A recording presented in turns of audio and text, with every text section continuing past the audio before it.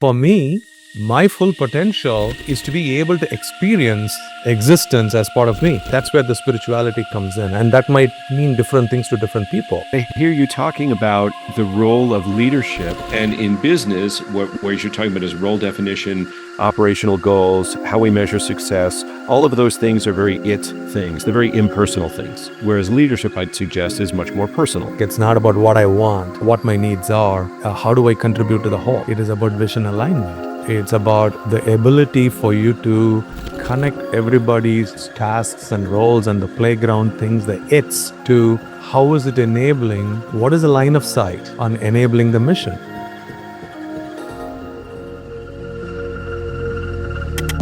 Welcome to the Spirituality in Leadership podcast, hosted by Andrew Cohn. Andrew is a trusted counselor, coach, and consultant who works with leaders and teams to increase productivity and fulfillment in the workplace. If you'd like to connect with Andrew about individual or team coaching, leadership workshops, or team alignment, please go to www.lighthouseteams.com. Enjoy the podcast. Welcome back to the Spirituality and Leadership podcast. I'm your host, Andrew Cohn, and I'm really pleased to share with you my interview with my client and friend, Naren Balasubramaniam. Naren is a healthcare executive for many years, originally from India, has lived and worked on multiple continents, and now lives in Tennessee here in the United States. And he shares about his experience and views about spirituality and also about leadership, and also some of what he's working on right now as a way to bring those two areas of his life together. He talks about his definition of spirituality as all about all life, not just centered on the human experience, what he called the connective tissue, about the role of leadership to make people feel like they belong in an organization, to highlight a broader calling, to help others find their purpose and potential and enable them to achieve it. And he asked the question, do I care enough as a leader to do that? Do I really know who's on my team, not just their job, but all of them as people? And he says we'll often miss this because businesses are generally focused on short-term earnings and EBITDA and reaching key outcomes. But are we really designing roles that include caring and dimensions of caring? And how do we do that as leaders? How can we make it realistic for a leader to have a truly broad span of caring, as he called it? And he talked about the opportunity for businesses to be meaning-making machines, which I think is a very, very powerful way of framing the role of business and also connects so well with what we talk about here on this podcast.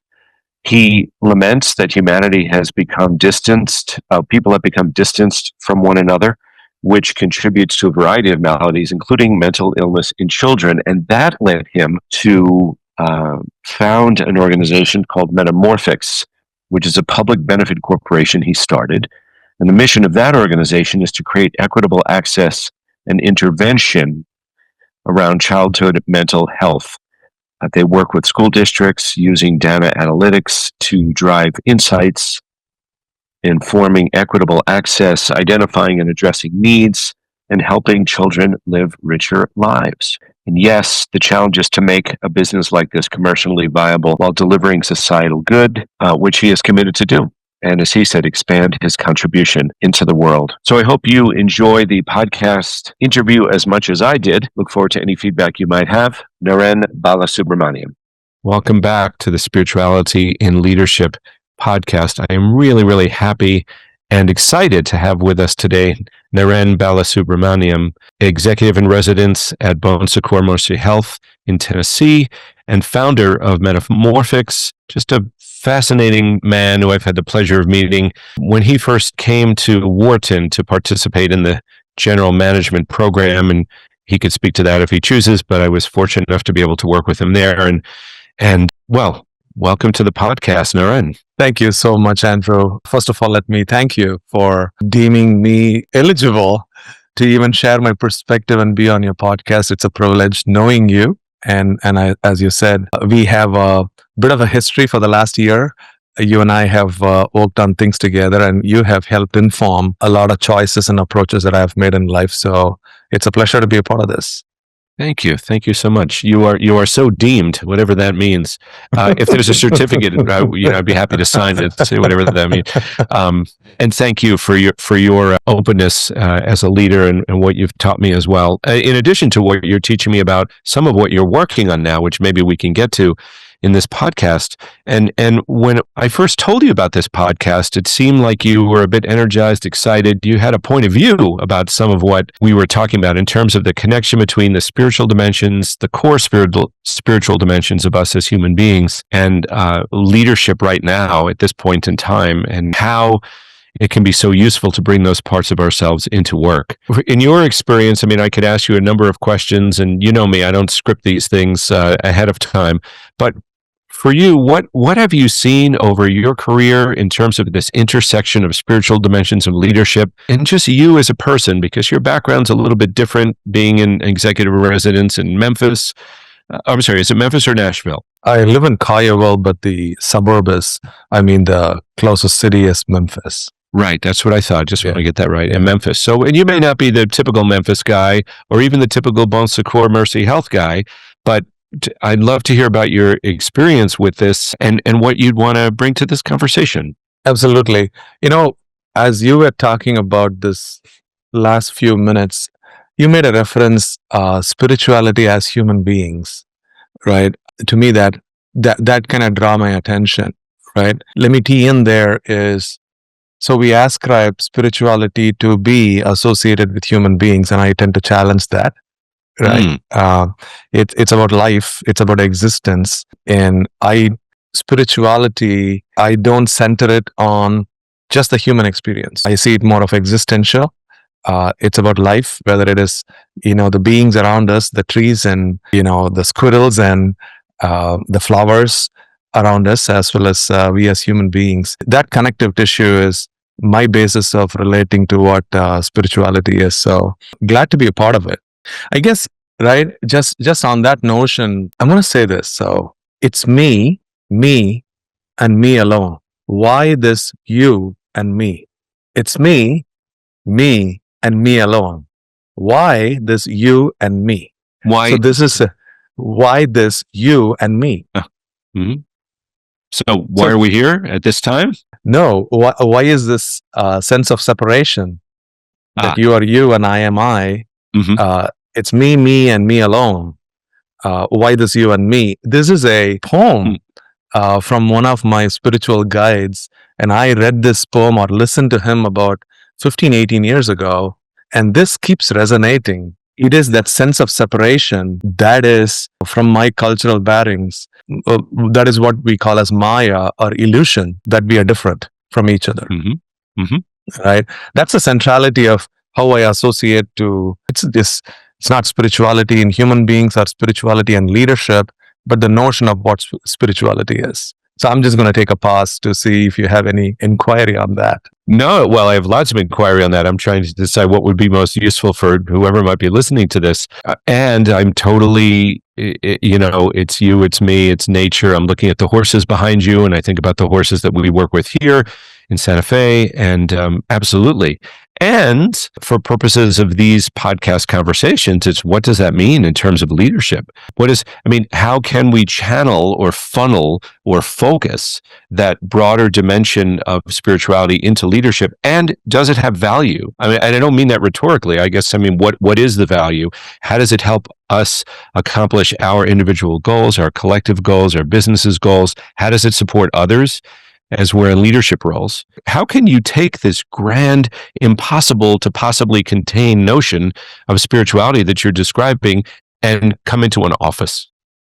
Right.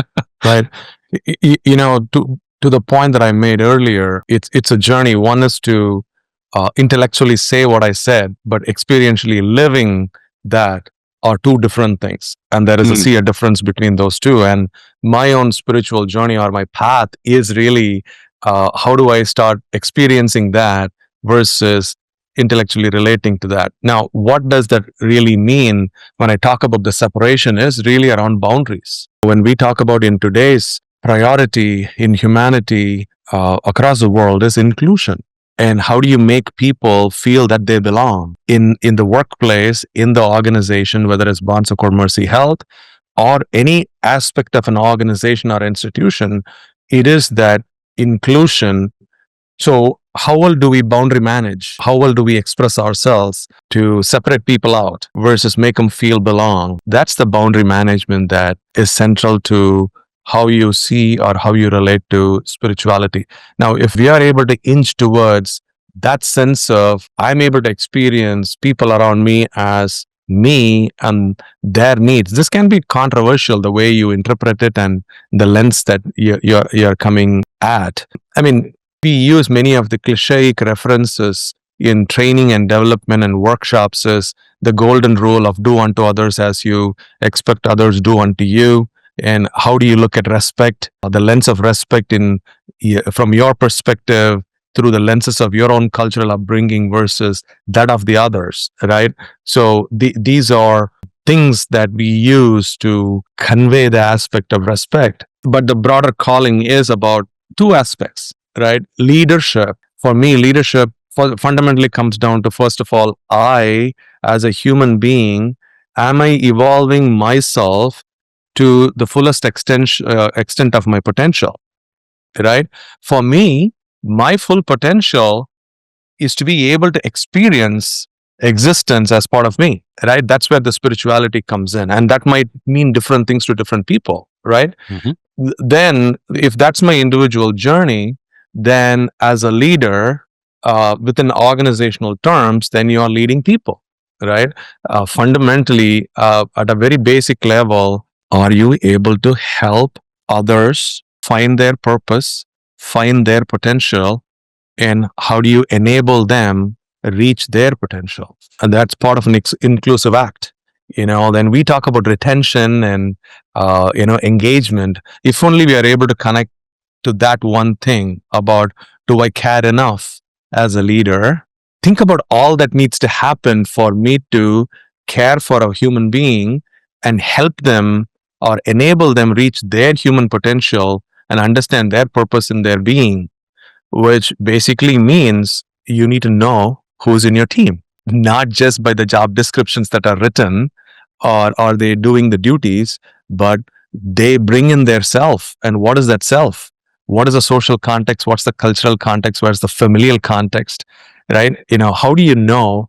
But we are living in a time in our society where there is a lot of political correctness to, what you ask people, what you don't ask people. Where is a line where it is a sincere curiosity to know more about a human being than being politically incorrect. Well, I hear you talking about leadership as helping to lead people on their journey or be part of the leadership team. And I know that you are the leader on their journey, anyone's journey, any more than a particular leader that you've worked with or under or for is your singular.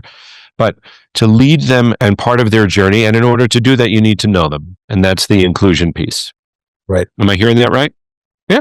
That's the fundamental aspect, which I think largely we are missing, because the way when we look at the value created by an organization, most of the time in the capitalistic society that we live in, it's on dollars and cents. It's about EBITDA. It's about operating margin. It is about spans of control. It's about ratios of how many people can a leader manage, right? So there is distinction of being a manager who is just task oriented, assigns duties, make sure results are met or key outcomes are met is one thing. Where is the capacity? Do we design leadership roles where do you actually budget for knowing the human being and caring for them and helping them evolve? The people leadership component, how much of that is baked into roles? It's an organizational design challenge. It is a leadership role definitional challenge, and then it is a capacity opportunity. Is how much do we intentionally create these designs, which makes it realistic for a leader to have a span and spectrum of people that they can truly care about and help evolve. Well, yeah, and I hear you talking about the role of leadership. Well, and in business, what you're talking about is role definition, operational goals, how we measure success. All of those things are very things. They're very impersonal things. Yes. Whereas leadership, I'd suggest, is much more personal. But all of these places you're speaking about, and you can share from your experience as operations leads and strategy leads and HR leads, you've designed roles, you've built organizations, you've written job descriptions and systems of job descriptions. Is all of that stuff, in my view, is simply the playground. There's nothing spiritual about a job description or operating margin target or something like that anymore. There's something spiritual about traffic or climate change or potholes, but how do we operate within these spaces? How do we invite people to navigate challenges? How do we work together as we encounter whatever it is we're dealing with or try to reach whatever business goal? So, and I mean, how much can you bake anything quote unquote spiritual into a job description? And would you want to? Actually, I'll challenge you can, because it's not just a it and a playground, right? The question is, okay, what is spirituality in a different way? Is that the sheer acknowledgement that you're part of a larger whole. It is not me centric. It's not about what I want, what my needs are, how do I contribute to the whole, right? It is about then mission alignment. It is about vision alignment. It's about the ability for you to connect everybody's tasks and roles and the playground things, the it's, to how is it enabling, what is the line of sight on enabling the mission. So I've been fortunate to work in faith-based institutions and secular organizations, right? My definition of secular is very different. For me, secular is all-inclusive faith and non-faith. Believers and non-believers of any kind is secular, but I think there is a notion that secular means it's no faith. I don't subscribe to that, right? But the faith-based organizations probably provides a far more concrete way of identifying with a larger whole, which is informed by the type of faith, whether it's a Catholic organization or if it's a Hindu mission. It drives different emotions and different identification with what is a larger whole. So it can be both. It's a question of how do you stitch it together, and on a day in day out basis, how are you able to identify for every individual employee or a associate or a team member finding meaning. It's a meaning making process. So then this other aspect of my own experiences, organizations are meaning making environments. Machines, meaning making machines, right? To how effectively we are able to help meaning make with every activity for every employee, connecting to the larger whole. I think that's part of driving spirituality. I mean, you can never drive spirituality. Okay, there's the wrong choice of words, but it's about enabling or getting the sense of a larger whole. Beautiful. Well, and if just to pick up on that, so if it's about maybe not driving, but facilitating or helping to promote or opening a door or something for quote unquote spirituality, in this case, just to put a little bit of framework on this, spirituality here then is about meaning. It's about growth. It's about development. It's about personal evolution. Are those fair words to use? And one's human potential. Human potential. Right. Which reminds me a little bit, would you be willing to share a little bit about what your individual purpose is? Because I remember you did some work on that in some of our conversations. I think it related to human potential, did it not? Yeah, absolutely. Absolutely. It is about enabling human potential for myself and for others, which is where Metamorphix comes into play, there's a very sheer focus around enabling children to live a life to their fullest potential.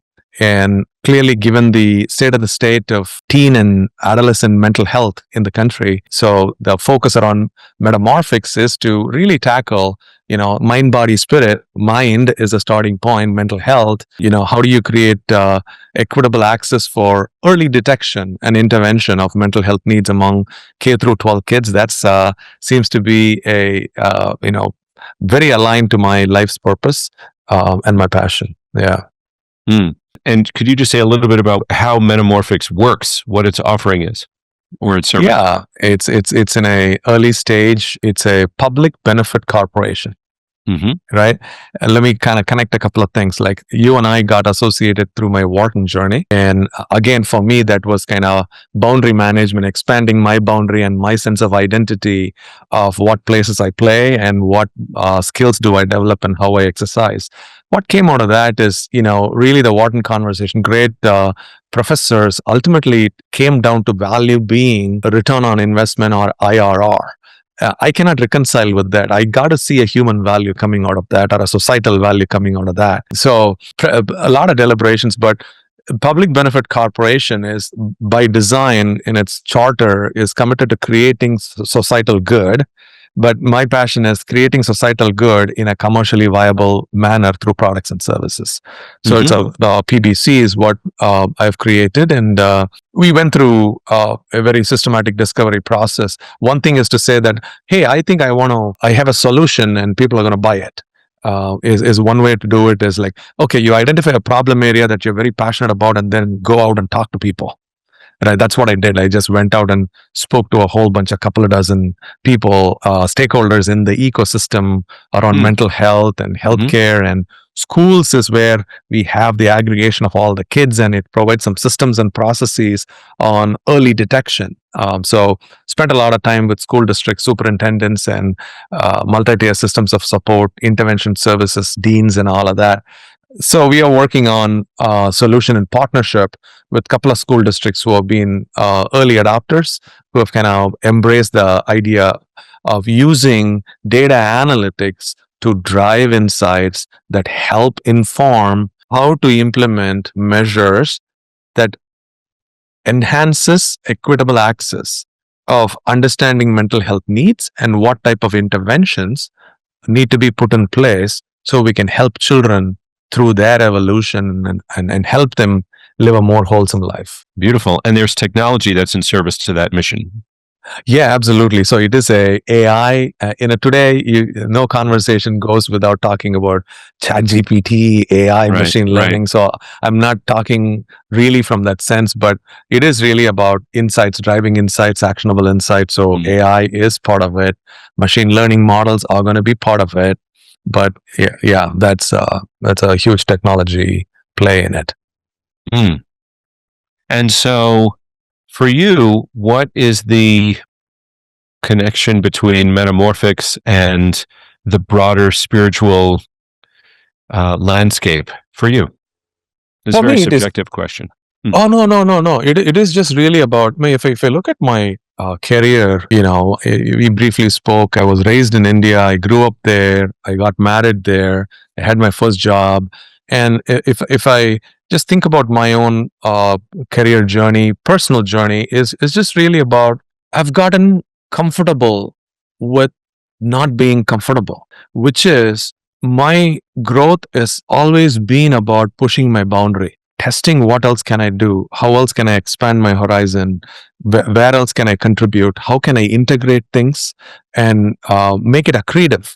It's not that these are separate chunks of life experiences, but how do you accrete those experiences being part of different cultures, different countries, different functions, different organizations, but stitch it together that, as I grow to where I am, is that the way I'm able to add value is a multiplier effect of all of those, right?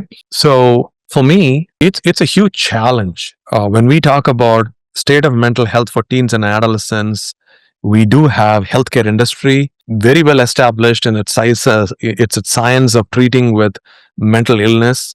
There are serious workforce shortages there. There are serious reimbursement issues there.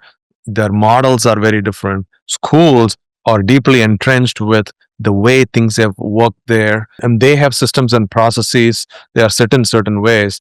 So the biggest complexity here is bridging the divide between or making meaningful connections and nexus between the healthcare industry and the school district to focus on the human being in the middle, the future of the human generation, children, and how to help them overcome that, mental health needs or address those mental health needs. So this is not for the faintest of hearts. So for me, the personal growth, maximizing my potential, is my ability to convene like-minded people, stakeholders, and create a solution, make it commercially viable, right?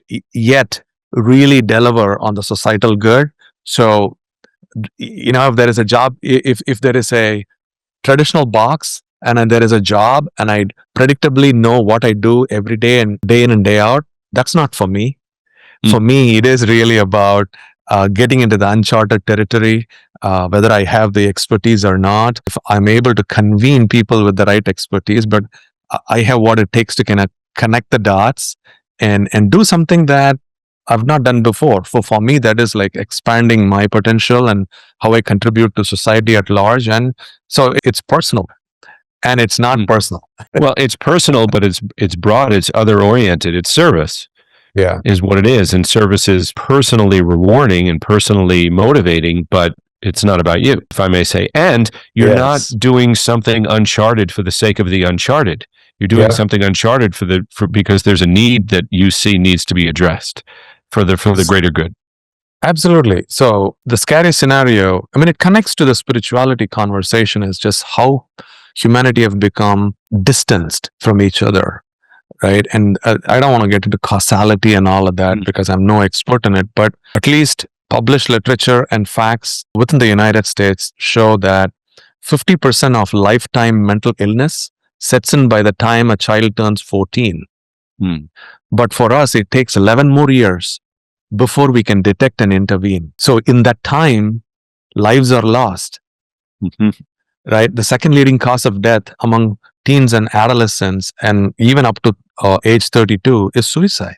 Right? So it's a disconnect. Right? It's a disconnect to a place where a human being chooses that it's no more worth to live. Right? And they choose to take the only life they've got in their lives. Right? And what worse situation can we be in the context of spirituality, where it's me, and me alone? Why this you and me? The separateness, right? There is no identification with a family or an ecosystem or another human being that can actually help these kids. So those kids, in whatever set of circumstances, chooses to do what they're doing, is taking their lives, being the second leading cause. So it's a dichotomy, but it is so pertinent to this conversation. Is maybe there is a lack of spirituality or lack of connectedness or human experience today that is leading to what is happening around us. And that's where this becomes germane for me, is what Metamorphix is want to focus on, and what I want to focus on is very germane. Yeah. Because I hear that Metamorphix is about making those connections between the healthcare system and schools to facilitate data gathering, participation, treatment plans, as I understand. So, right, it's about bridging that. And that sense of isolation you speak of with teens and others is, what's interesting is, I'll take a step back. You could describe that as something spiritually related. This is an example of something where some people would look at this and say, no, it's just not right. It's something we want to fix. It's something we could do better. For other people say, therefore, that would make it spiritual. It's about the highest good, whatever. And to me, whatever drives you to do something positive and good in your life, I don't care what you label it. Yeah, exactly. And if there's a God, I don't think she cares what we label it. The question is, what are we doing? So I appreciate that. A question I'd like to ask you, though, because it's not necessarily a yes or no, there's more to it. But I think you talked about your career leading you up to, you're learning something every step along the journey. Could you have moved into the uncharted area of Metamorphix 20 years ago in your career? And if you couldn't, I'm curious to know what was missing or what you needed to learn or experience, so now you can say, I see this need. I can launch my ship out towards Metamorphix. Great question. Perspective, right? Life experiences, the roles that you've been, gives you perspective and kind of helps make you who you are. There's one person back in Michigan, a doctor. There was a so I have run multiple ventures, started different companies in the past, but she mentioned this, like, we were talking about a point in time where I was going to launch a company, and she said, Naren, I know starting a company, it's a team effort and you need people in and all of that. But do not go into launching a venture depending on others helping you out. You got to fully feel complete in yourself for you to do what you want to do.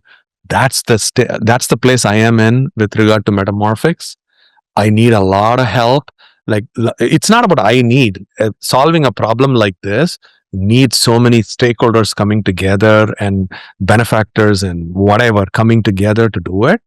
But as the sponsor of the venture, I needed to feel complete that some things might not work, some may work, some may not go the way I planned. It may not happen in the pace in which I originally planned. I may not get all the resources when I need to get the resources. So be it. Still, I feel complete enough to put this forward and launch, right? So I've evolved. You call it as personal development, or you call spirituality, you call advancement or whatever.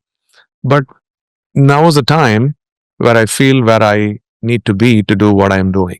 And when I hear you say complete, what I'm hearing below that is I can move ahead even without knowing for sure that A, B, C, D will happen.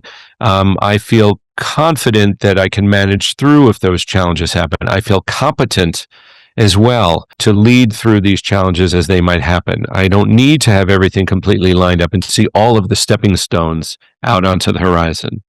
Absolutely. And being there is not relying on, it's not I've beat myself up to be self-confident, or it's not about me.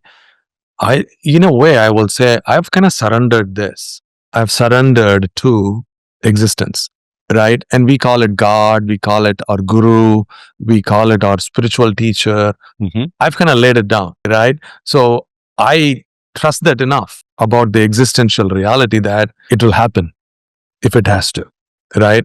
So I'm kind of an instrument in it, right, to help advance it. And so that's again a dichotomy, right? That's again a dichotomy, is just I feel complete enough in me to place and surrender myself to the larger power to take it where it needs to go. Beautiful. And so I hear, first of all, I would certainly label that a spiritual perspective. I'd also just call out that surrender means giving up in the sense of giving up, not laying down and being passive. So surrender doesn't mean I'm out. Surrender actually doesn't mean I'm out. Surrender means I'm in to an even higher level. Right. But perhaps, and I don't want to oversimplify this, but just in terms of one's growth and evolution, perhaps it's just not quite as likely that we have the ability and awareness and maturity to surrender in that way at the beginning of our careers. And if you do, I want to work with that person. But that would be pretty unusual, right? It has nothing to do with career. I mean, career is kind of gives you the experiences in a much more structured manner, where you put yourself out and whatever. So career is a part of, but the aspect of spirituality has existed before the industrial age, where nomads or peasants and agriculturists, they practice spirituality. They didn't need a career to serve as a baseline to see how you're advancing, right? It's a construct of the lifetime that we are living.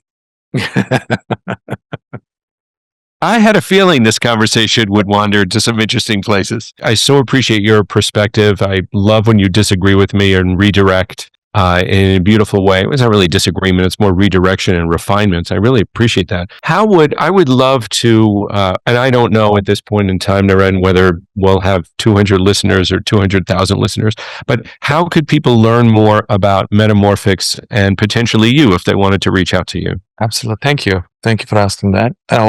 We've put together a basic website, external facing website. It's www.metamorphix.app.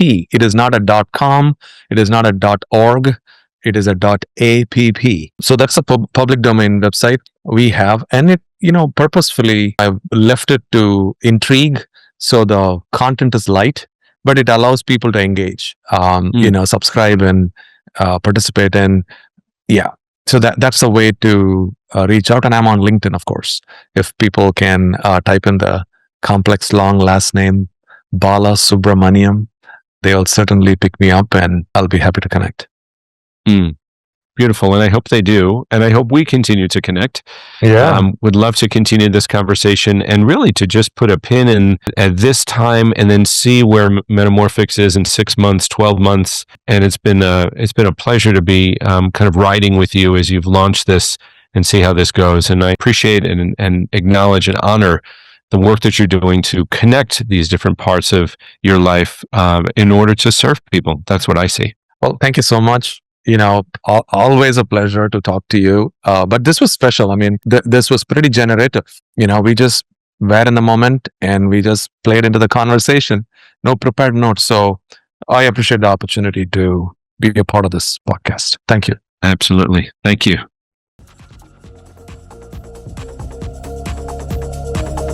Thank you for listening to Spirituality and Leadership. If you want to access this wealth of knowledge and insight on a regular basis, subscribe to the show. Join the network of leaders who want to do and be better. Visit the site at spiritualityandleadership.com to catch all the episodes and learn more. Until next time, take good care of yourself.